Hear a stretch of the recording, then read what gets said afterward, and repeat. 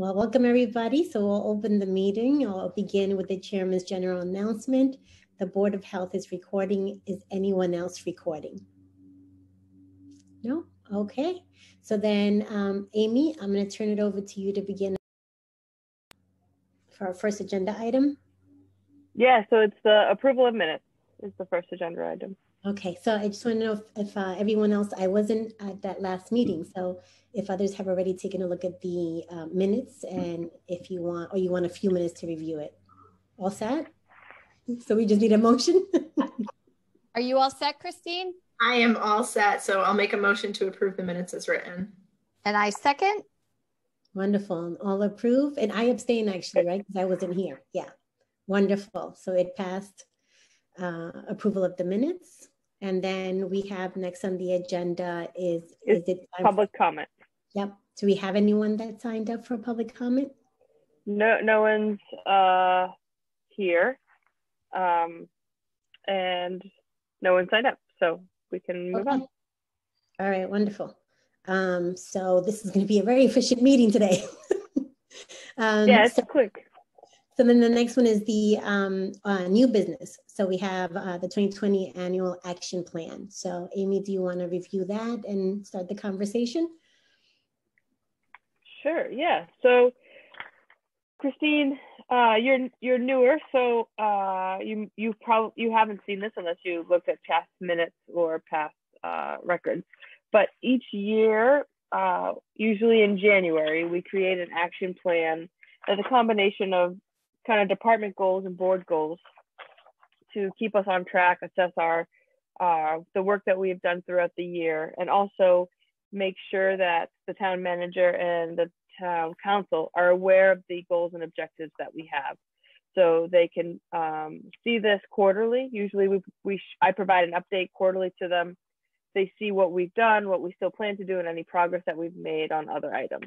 So this being, the year of COVID, it's a little late, and it's I kind of wrote it as a 2-year plan, like the rest of 2021 and 2022 objectives, because I thought that made the most sense, because we are strategically planning for 2022 already. So including that in this year's objectives, I thought made sense. So we break it down into a variety of kind of subject headers, the administrative tasks that we have to do, the health protection, health promotion. And this year we added a new section, which is the master plan. The town recently, and Safe 2.0, we added 2 sections this year. The town recently completed, or is in the process of finalizing, the town's master plan based on feedback from the community, business owners, and department heads. Unfortunately, I was not able to be part of that process because it was happening during the height of COVID, like the beginning of 2021. But Sarah was able to participate in a couple of the listening sessions, and one listening session, and have some input here. So in order to, we always try to back up what we're doing with the rationale for why we're doing it. And the master plan gives us really good data to support the actions that we are taking, or we're going to be taking anyways. And then the Safe 2.0 bill, because this is getting a lot of traction, and if this does pass through legislation, these are going to be requirements that the department is going to have to make. So in anticipation of that happening, it's made through a variety of hurdles. And this year, the DPH got an extra $15 million, another $15 million. 15, Karen? Yes, $15 million to support. I don't know about your side. I only know about my chunk. Okay. Well, local health departments were assigned $15 million, where historically they were not. Historically, local health departments aren't supported by the state at all. The last couple of years has been a change in that to support growing the infrastructure, equitable delivery of health services, and also shared services to meet the minimum standards, and the creation of minimum standards. So Safe 2.0 is kind of the legislative piece to go behind kind of the policy piece that's there. And if that passes, it will be law versus just like recommendations. So that's why there's a Safe 2.0 piece there. I don't think I need to go through, it's a pretty lengthy document because it does encompass a year and a half. But if there are any questions, additions, edits, I'm happy to hear those. Amy, I just have to commend you and the team for putting together this extremely thorough, lengthy, clear, concise plan with all those pieces. So home run for there. I think this is a wonderful tool for communicating what we do, to track, to be accountable for what we said we're going to do, and where, maybe we might not have been able to do it for other reasons. The pandemic was a really good one, as you pointed out, for some of the stuff that last year. So we can see where sort of we may not be able to make progress. So you exceeded at least what we discussed. I'm like, can you just highlight it? I love the explanations and the thorough, really thinking about what we're already doing, describing that in such a way that anyone who picks up this document can understand that. So thank you for putting the time and effort into creating, because now you can just tweak it as you've been doing the first part, the action plan. So really grateful that you spend the time doing that.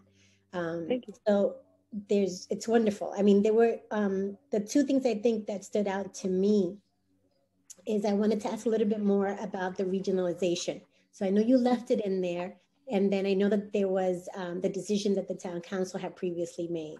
So I have a question about, as we're thinking about moving forward and even in planning, when we get to that part of the discussion, what are elements of that we need to take into account? You talked about the SAFE bill that we should be aware of in order to navigate this new, so the SAFE bill and the regionalization, right? All that is going to shape public health. If we're not within that structure, what does that mean to us? So that's something I like to make sure I continue to understand that. So that's one thing that stood out to me. I love that, I think I forgot where it was, but you included, maybe it was the master plan. You identified certain key parts that we're doing things that align with the master plan. And then in there was strategy number B15, looked at chronic health conditions, sort of looking at nutrition, physical activity. So that was a really great one that that's including in there. And I think that that's where we can go big for those vulnerable population you pointed out. I love that we can use a document to look at our strengths and opportunities, and that will prepare for conversations with our town manager and future conversations as needed with other departments and town council. So, wow, this was good, very good. Thank you. The team was awesome in getting us some data of where we currently stand. So that was definitely a whole department effort. And Alex did hear me griping about this for probably a week, but I'm glad that it is a useful document. Any other feedback, or we should move on to the next agenda item? No, I just second everything that Sarah said, and I think pulling in the master plan is awesome because you can definitely see the correlations between the work that we do and the master plan for the town. Yeah. The other piece that I did that isn't indicated here is I went and talked to the planner, Bethany, and let her know that I would be providing her and her board our action plan for the year, so they knew where we hope to collaborate with them on their objectives. Because working in silos, as we talk about in the next document we're going to review, I could be working on this here, but I need them to know that we're also working on this so they can loop us in, because oftentimes health is overlooked as a partner in things like this because it's hard to make the leap for people who don't always make the leap, kind of the health and all policies type stuff. So Bethany is going to get a copy of this now that it's approved by the board to provide to her elected board about where we hope to partner with them. So, okay. Moving right along. Oh, were you saying something, Sarah? Okay. I just said excellent. Really appreciate that. Okay. You have on the next agenda item here is, let's see. Sorry, I'm just trying to. It's the after action report. Yeah. Yeah. Perfect. Thank you. Okay. So one of the things that I thought, in most emergency preparedness worlds, after you finish your operational period, you write this kind of after action report assessing where things are, where things were, and where things are going to go. I imagine the town is going to write one for the town as a whole, but I thought it was important to document what the health department did and accomplished during this period, how they did it, and where we struggled and how we need to fix that. So I thought this after action report would be really great to provide to town council, specifically in conjunction with the fact that we are no longer sharing services and we don't have a public health nurse and we're still in a pandemic. So providing both documents at the same time, I think will provide a nice little overlap to the gaping holes that we still have now that we're not sharing services. So I was looking for feedback or thoughts on that before we send it out to the world.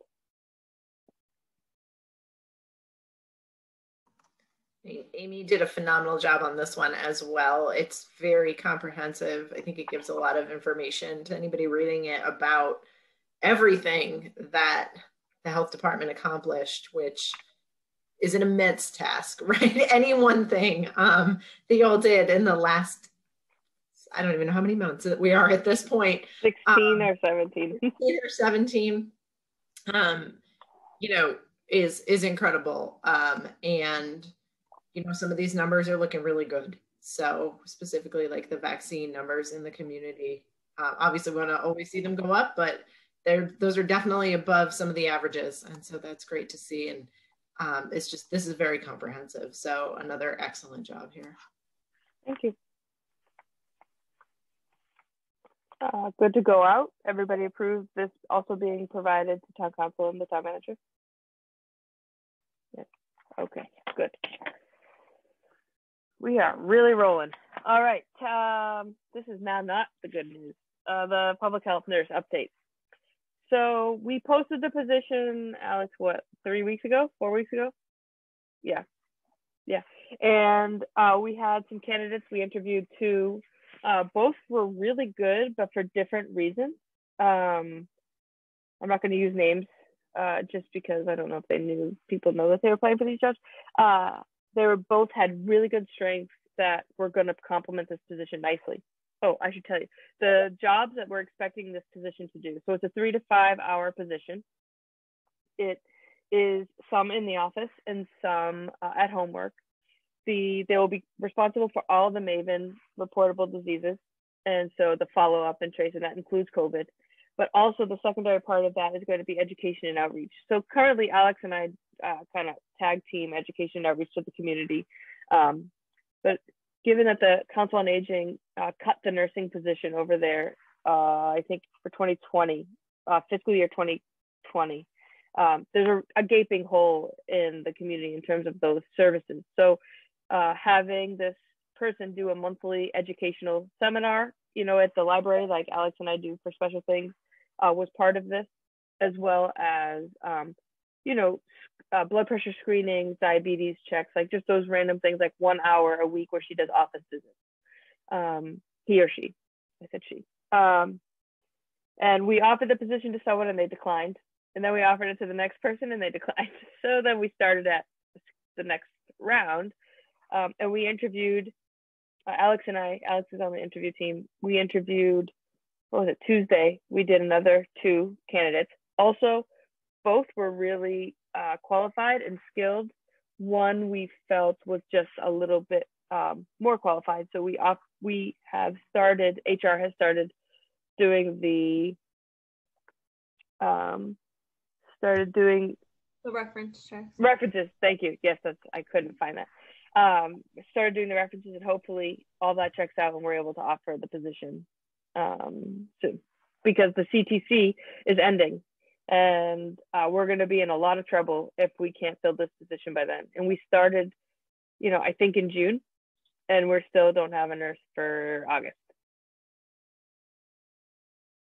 Amy, how many hours did you say again? That 3 to 5.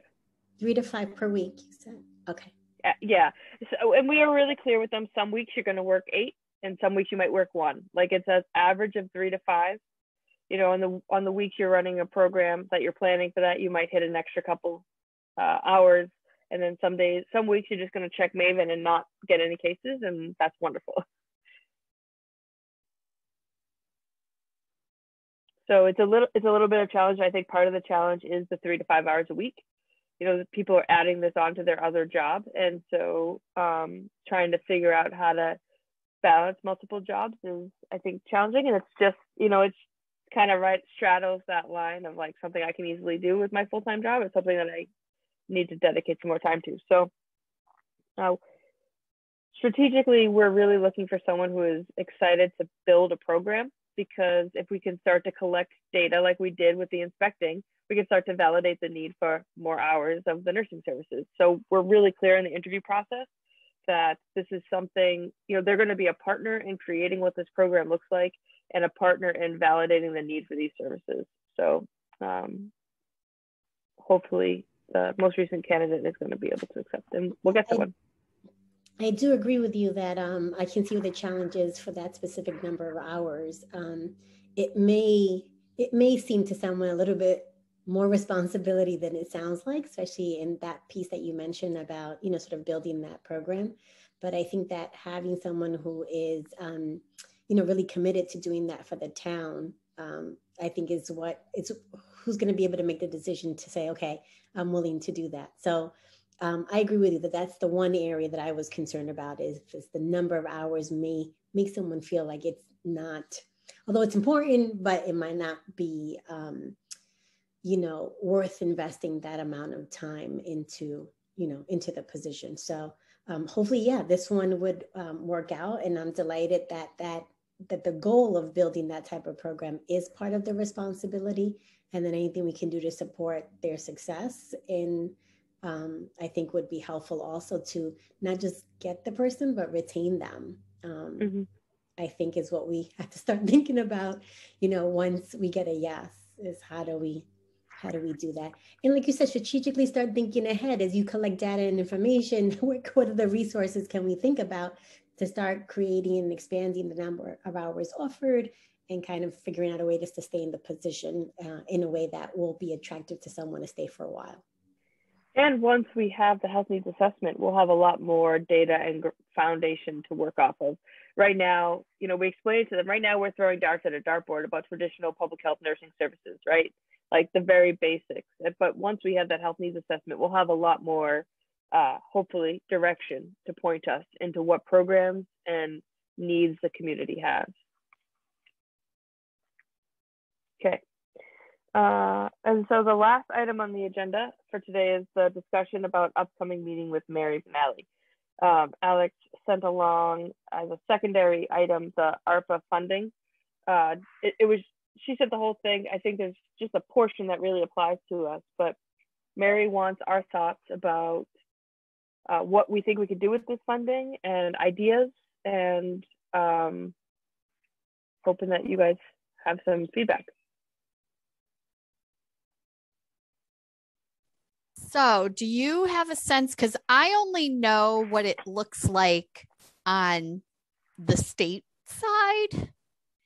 And I don't really have a good sense of how it's making its way.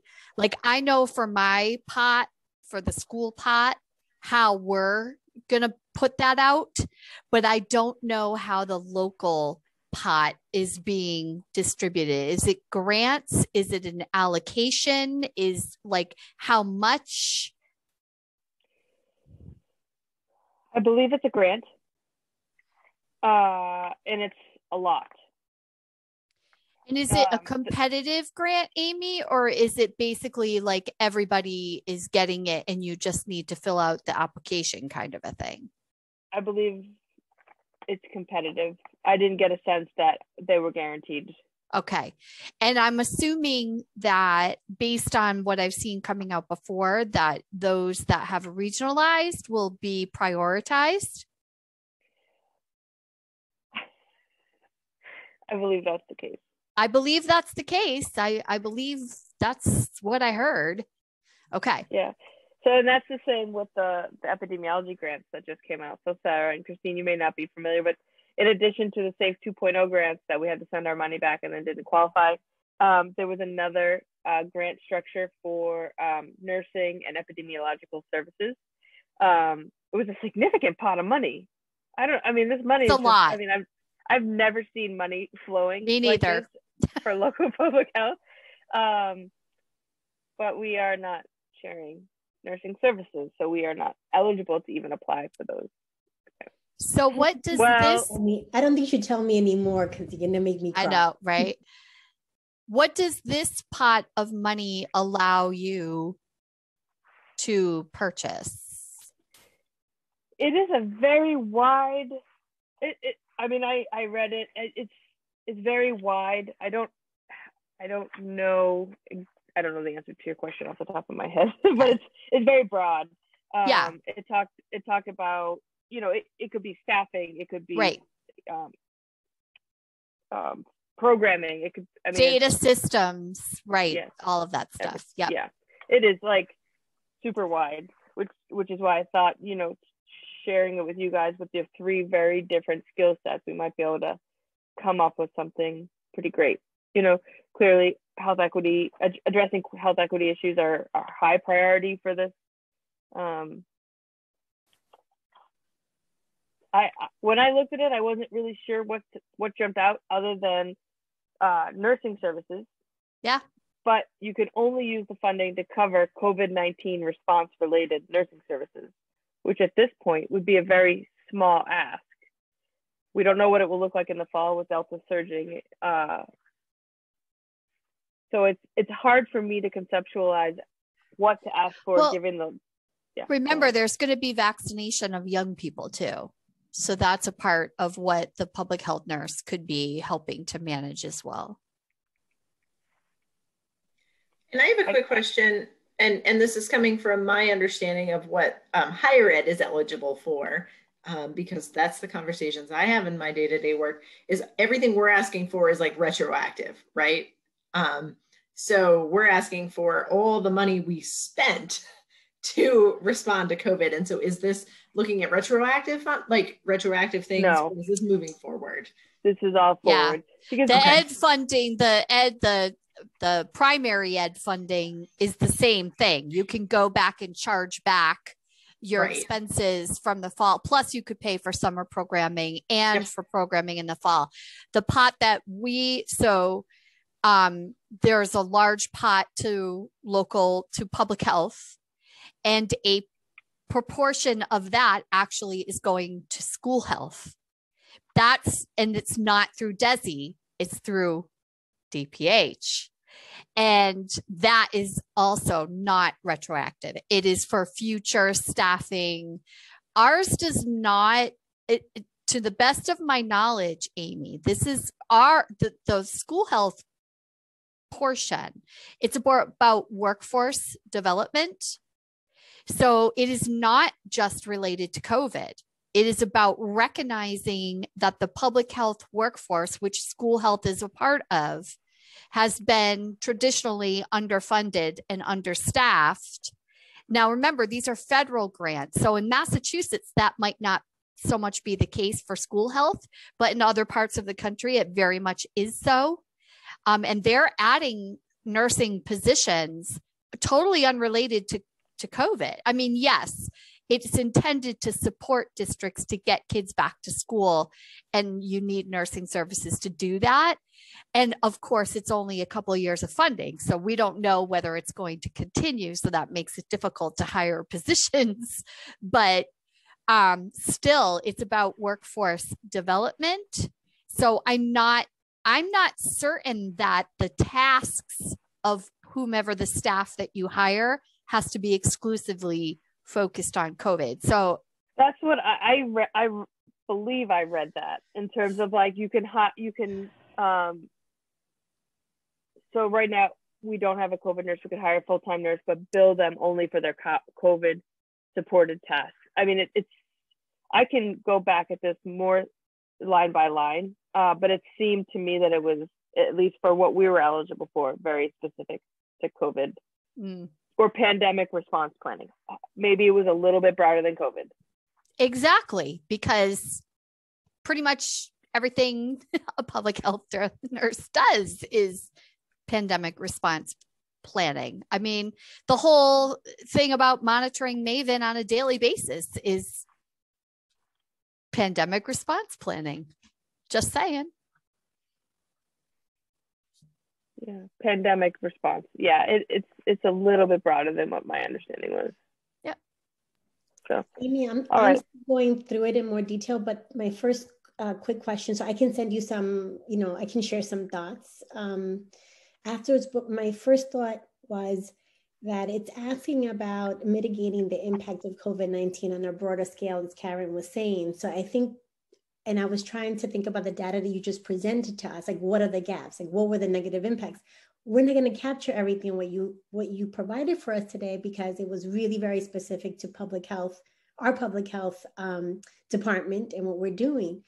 Is there any kind of document, because you said before that the town would be maybe creating this, of the sort of overall impact of COVID, across the town? Because that will give us a little bit of a better idea if we're not capturing, besides our deficits, as you mentioned in terms of the public health nurse position, there are things that we can do maybe to build the resiliency of, within our department.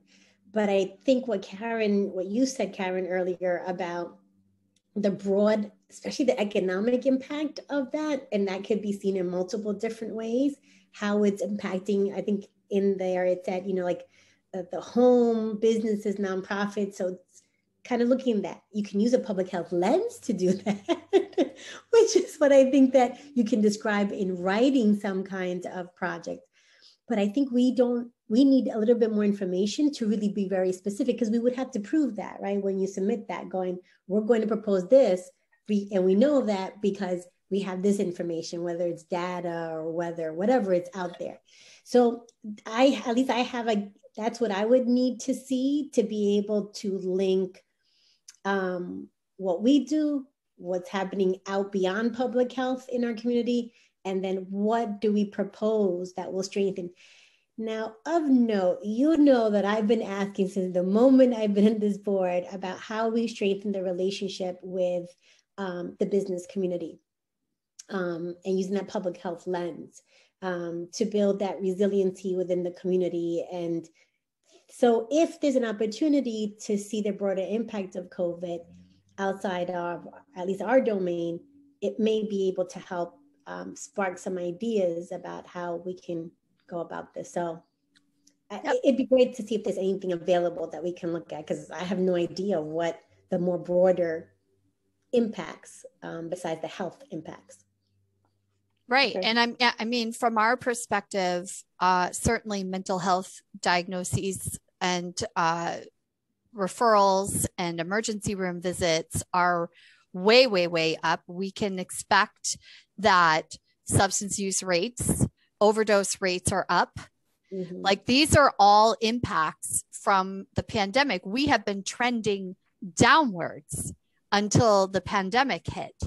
So, maybe we can now do our survey, our PNAS survey with this funding. Maybe we need to look at more DART programming or some other kind of overdose kinds of intervention, because these are all impacts from the pandemic. And like I said, I have, I don't have the history that Karen and Sarah do, but the other piece is interpersonal violence is way up as well. Mm-hmm. And so if there's any data or anything that, we wanted to take a look at regarding that would be another. Karen's comment about substance use made me think of that. So. Right. I mean, that's where the needs assessment's really helpful, right? Because we need the police report data.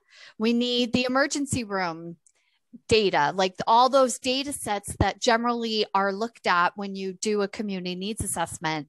That's what we need to be looking at. And, there's a lot of people that deferred treatment for other issues in their life. So cancer rates are probably going to go up and heart disease rates are going to go up. We've all been sitting for a year and not going to the gym and so on and so forth. Vaping is up again. We know that. I mean, all these things that we had made progress on, we have now backslid and they all have health impacts. And to me, when I read through that final rule, that seemed to be very evident that that's the recognition in there that the impact of this pandemic is just huge and sweeping. Immunization rates are down, lead screening is down, on and on and on and on. So maybe one of the things that we want to do is finance a secondary health needs assessment, like 2 years from now, because we know this one is already funded, and we can see the longitudinal effects of COVID on some of the indicators that we're going to just get something in September on. I don't know how long the funding cycle is, but that might be something. Our bucket is 2 years. I don't know. I'm assuming your bucket is similar, but I could be wrong. What's your bucket, Christine? Our bucket is weird because it's all retroactive. Okay. So we're going after funding. I think we have. You don't get anything for this coming year? I think we have to have our stuff spent by or on the books by September. Really? Because Desi has till 2023. Yeah, but we're working on federal right now. So under the last stimulus package, and we're hitting FEMA as well. Right. So that's where we are. That's where we're prioritizing, because that has to be in first. Yeah. And that's a good question too, Amy, is what is the town doing as far as FEMA reimbursement? The chief is handling all of that. Fire? Yes. Okay. I'd just be curious. Just thinking about, sorry, I have a few thoughts that are running around my head, so I'm trying to organize them out loud, which is sometimes kind of scary. But the first thing I just wanted to think about is, I know on the, Amy, I think it might have been, I don't know, on the plan that you shared with us, somewhere you mentioned about, I think, vulnerable populations. That's also one we can kind of look at, specifically the impact at vulnerable populations within the town. I also am thinking about some of the social determinants of health. So food insecurity has been a big deal. So I'm just wondering, how was our food pantry doing? Just these small things that we can start sort of linking together. Karen, what was the last thing that you just mentioned? I don't know. Lead screening, immunizations, heart disease, cancer. No, I said interpersonal violence, vaping, violence. Yeah, all of it. So I think so. Yeah. So all those things that you mentioned, yes, we're seeing those trends.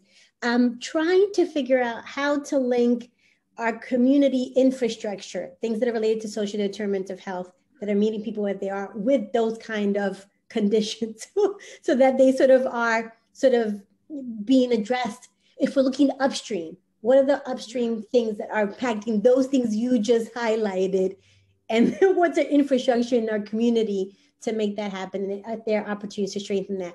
So that was but I'm noticing another thing in the list where they mentioned they kind of give examples of section 602. I don't know what page I'm on now. I think it's page 7. They mentioned that funds, the 602C1 and the 603C1. Again, I haven't finished looking at this.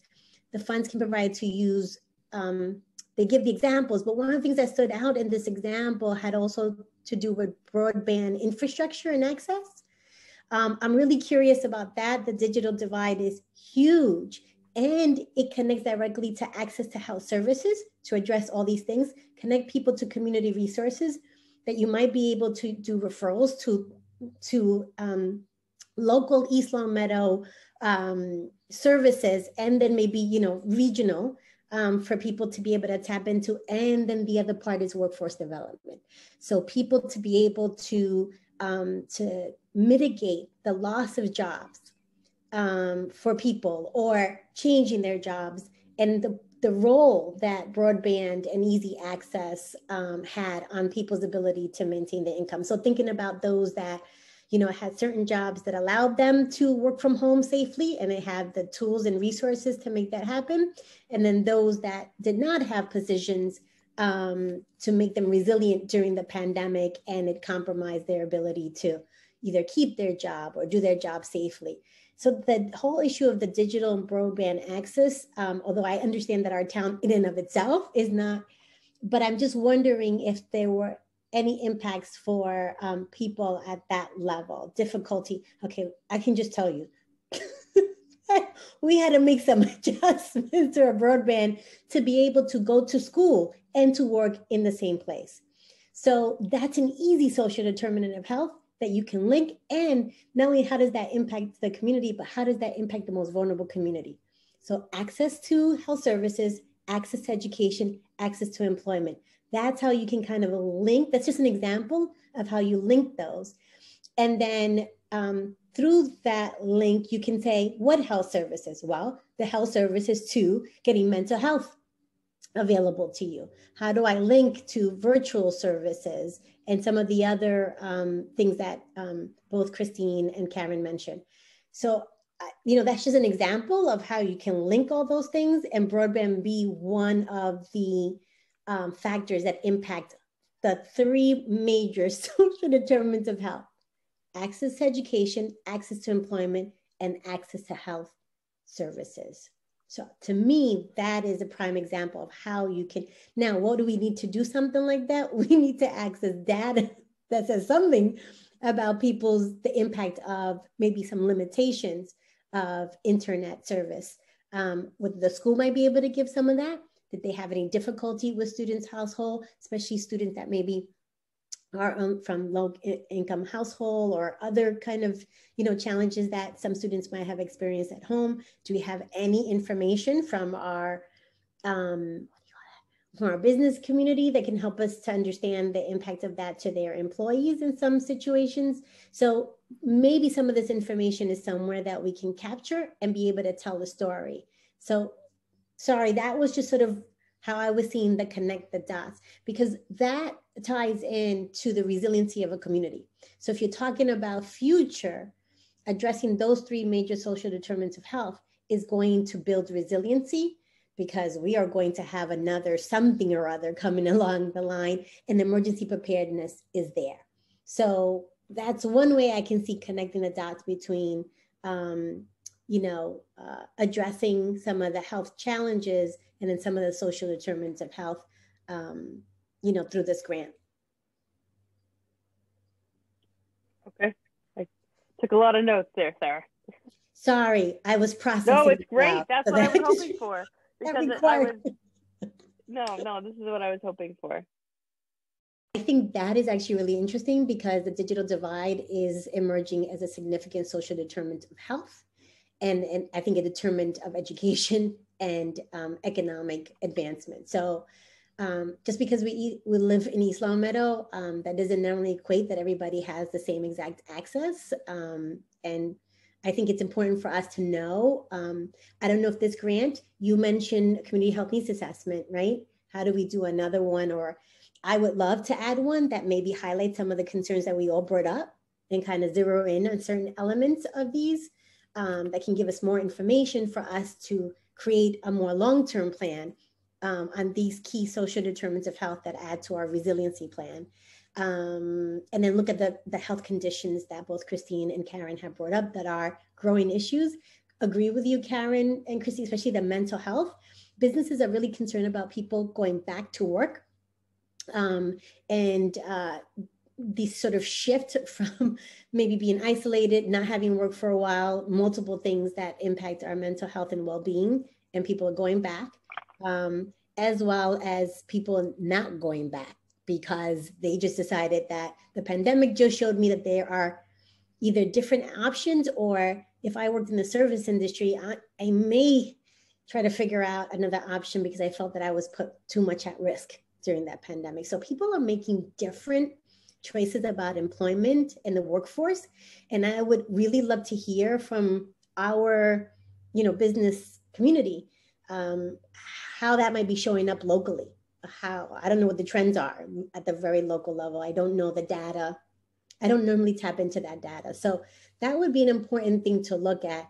And that's what people need. People need work, school, and access to health services. Those are the fundamental those are the things that you need for human development. Everything else we might be able to do. But if we can make sure that people have those essentials and have them at a higher quality, I think, that puts families, and then looking at this across the spectrum of the different ages and population in our town, so this may look different for someone who's younger, a certain age group, or someone who might be somewhere in the middle of their career, and someone, later on the end, not the end of their career, but because we're living longer and we're all going to have multiple jobs far later than I had ever imagined.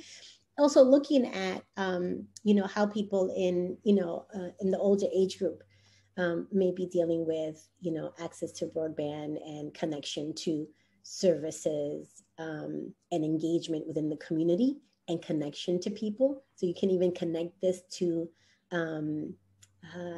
community engagement. What's the word that's on the, oh my goodness, it's on the master plan. I'm forgetting the word that they used.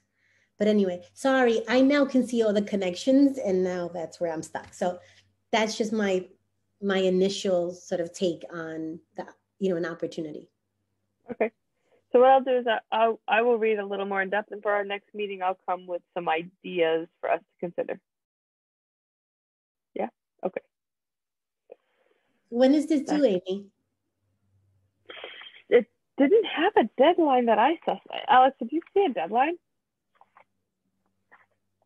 I think we have time. It's still in very much, so this pot of money is still very much in process. The plan, the overall Massachusetts as a state application has been approved by the feds, but the individual pieces of it are still under review, like kind of internally. So, and I don't know where the money actually is. I would assume it's like, I don't know, maybe it's already here. Is it in transit? Is it in orbit? I don't actually know. I know we've been told to be ready to have our plans all ready to go.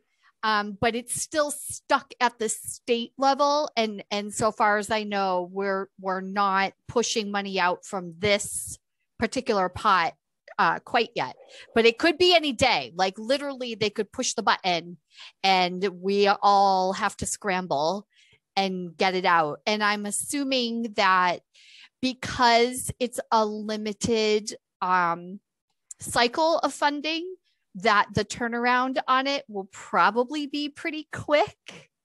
So I think what Amy's trying to do is actually really smart in that, trying to think now about what that application might look like and what your priorities would be will put you in a good spot to be able to turn it around quickly.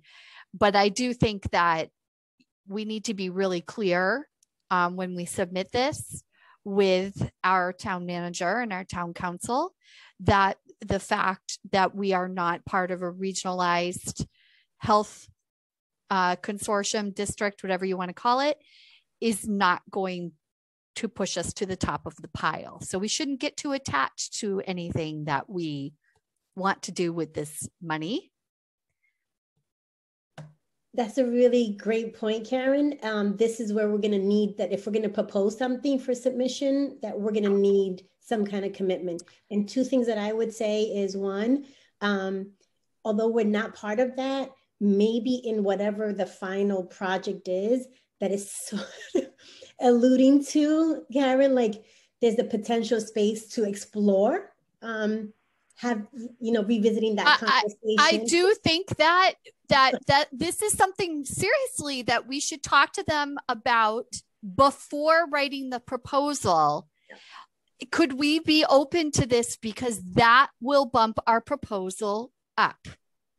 If we are able to say, listen, we didn't jump on the regionalization bandwagon yet, but now things might look different, and that's part of our plan and part of our application. And I don't know if we can do that or not, but I think that's a conversation that we need to have with people ahead of time, because really that's the way of the public health world now. That's the way. And you Sharon, either, We told we'll them. have to do that. We have to Yep. do this, or else we can't invest the Yep. time in designing this. that's right. We get on the train or the train's leaving without us. It's already left without us. We're just now trying to like grab the Yeah. caboose. Well, Yeah. we have another, and that's just another opportunity. So if we don't, we have to have the support to do that. If We don't have get to the- keep saying it. We have to keep saying it. And now we can put numbers to it. Like we missed this pot and then we missed this pot.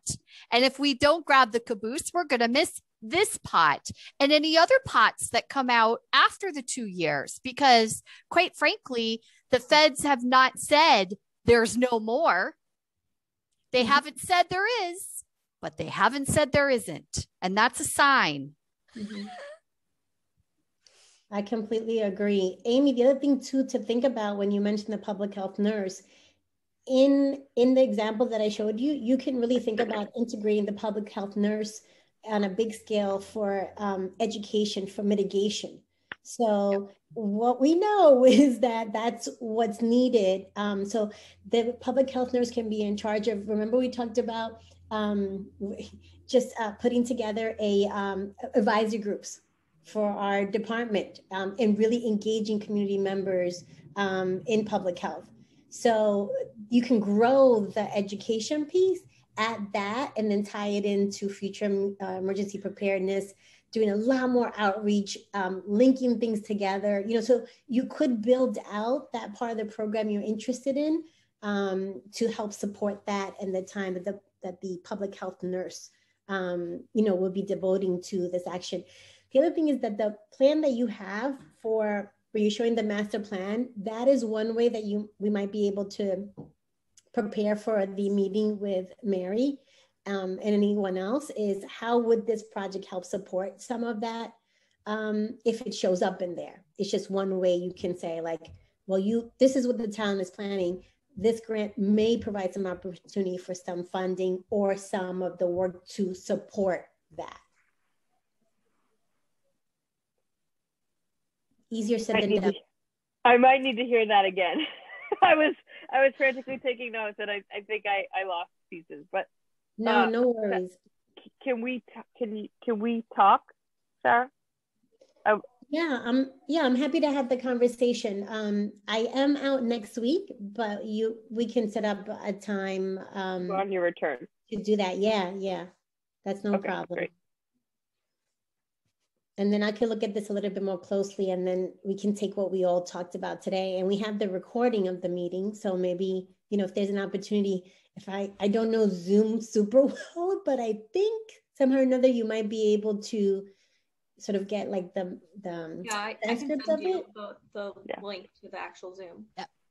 Okay, I don't know if we can give the transcript, so then you can highlight sort of all the suggestions made and see how you can come up with some ideas and proposal for next time we meet, and then we can kind of narrow it down and go, this meets these goals, and then we can go through the process of identifying the project that may meet all the things that we discussed today. Got it. All right, well, that's the last agenda item. Perfect. So do we make a motion to close the meeting? Are you making one, or would you like No, me to? I can't make the motion. I will make the motion to close. We need to talk about our next meeting before we close this meeting. Oh, Christine, way to go. I think, so Alex, we need to add that as the last agenda item. Or it might even be, is it there and I just didn't look? No, it's not. Let's add it. Okay, so the 25th? I might be on vacation that week. We're not 100% sure.